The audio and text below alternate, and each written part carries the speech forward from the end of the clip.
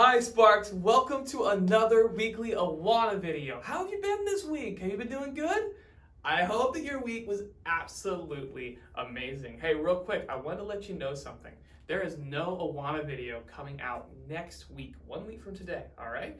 Now, that is because if you remember from a few weeks ago, we talked about how at the beginning of this year, in August, we had made this whole Awana schedule, hoping that we would be back in person in January. And that didn't work out. COVID took a little bit longer to clear out than we hoped it would. So we had put a few breaks in. One was for February break in winter, and one was for Easter, because usually we meet on Friday nights. Well, on Friday nights, the week before Easter, we have our Good Friday service. So we can't have Awana and Good Friday service at the same time. So we had put a break in there. And so that's the reason that there was no Awana scheduled for next week. And like we said a few weeks ago, we decided to keep with the same schedule that we already gave you guys rather than give you an entirely new schedule, all right? So that means that there's no Awana video next week, but there will be 2 weeks from now. So do your best to go back over some old verses and make sure you learn them really good, all right? So that way you can get even more Awana shares. And remember, you can earn up to 10 extra Awana shares a week just by saying verses that you've already learned in Awana this year to your mom and dad. So hey, that is a great way to go earn some more Awana shares, right? Now, we got a new verse this week. It's Joshua 1:9. This is the hang glider verse. Those of you in Wing Runner, you guys are finishing up your little section of John 1. You're learning verse 3 of John 1, and soon you'll be able to say John 1 through 3 completely all the way through, and it's gonna be really cool. And then Skystormer, you guys have Revelation 21, 3 through 4, which is a really awesome set of verses that talks about our future, where we can be with God forever, and there won't be any more crying or sin. I mean, I'm pumped about that. I can't wait. But hang glider, we're learning Joshua 1:9. So everybody, whether you're Skystorm or Wing Runner, hang glider, let's learn Joshua 1:9 together. Now, real fast, how tall are you? Do you know? When's the last time you checked? Oh man, maybe you need to pause the video and check one more time, just in case you grew an inch last night, right? All right, well, whatever your height is, and whether you pause the video to go find out your height or not, I, myself, am 6'2", which is pretty tall, all right? It's a little bit taller than most guys, right? Now, I had a friend in college named Daniel, and we called Daniel the big friendly giant. Why do we call him that? Because Daniel was 6'10". Oh my word, he was huge. By the way, I looked it up not too long ago. Daniel, my friend, he was taller than Goliath. Goliath was only 6'9". Can you believe that? That's a whole story. If you want to know why he's 6'9", we talk about it another day, all right? In addition, have you guys been watching any basketball this year? There's a guy on the Celtics named Taco Fall, all right? Taco Fall is 7 foot tall. Oh my word. In fact, the tallest guy in the world, I think he's close to 9 feet tall. I mean, that's really tall. Now, imagine that you had to get in a fight with my friend Daniel. My friend Daniel's really nice. He's not gonna fight any of you. He might pick you up and throw you into a pool, but he's not gonna be mean. I don't think Taco Fall will be mean either, at least I hope not. And I also hope that the tallest guy in the world wouldn't be that mean. But let's just pretend that you had to fight against somebody so tall. A little scary, huh? I'll be honest, I'm 6'2", and I don't want to get in a fight with my friend Daniel or Taco Fall or anybody super tall, right? Man, I would rather stay clear of that.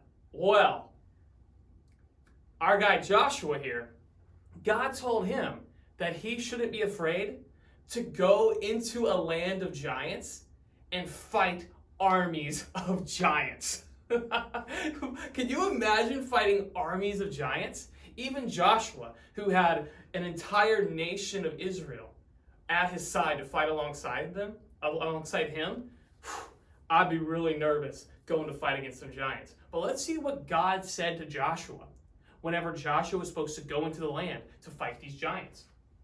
Joshua 1:9. Have I not commanded you? Be strong and of good courage, for the Lord your God is with you. That's right. God told Joshua, hey, listen, I know there's giants in the land.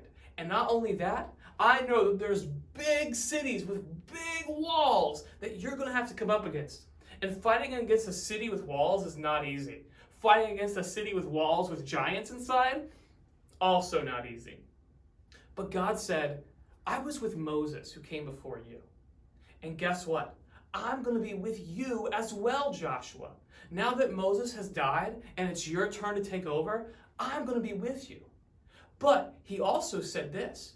He said that as long as Joshua tried his best to obey the laws of God that God had given to Moses, that God was going to bless him.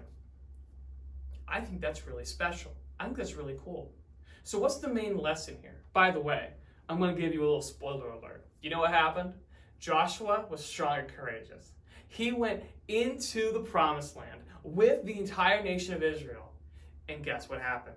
God blessed them. They went and fought against the city of Jericho. And they didn't even have to raise a finger. They just walked around the city and the walls came tumbling down. They went and fought up against big giants and all sorts of armies. And guess what? God led them to victory after victory. Why did he do that? Because God keeps his promises. And God said, I'm going to be with you, Joshua. As long as you obey what I tell you to do, you will be blessed and you will win. That's awesome. Now, here's the thing. God has not told me that if I go and invade another country, that I'm going to be blessed and win as long as I obey God's word. That's not a promise God gave to me. God gave that promise to Joshua. However, God has told me that my life will be blessed in special ways, and I will grow closer to God if, like Joshua, I obey his word. So that's why I study his word, to learn more about how I can please God, because I want to be closer to God. And God blesses me with not the easiest life. I'm not rolling around in money or diving into pools of golden coins like Scrooge McDuck, right? But, man, my life is blessed, and I'm so thankful for the life that God has given me. So, that's why I strive to obey God's word, just like Joshua strived to obey God's word. And that's why you should as well. As a matter of fact, I'm super thankful that this year you have been learning all these Bible verses and hiding them in your heart, or that's another word for really committing them to memory, and striving to please God more and more each day. That's great. You should be proud of yourself. Keep that up, and keep up the hard work on memorizing these verses, all right?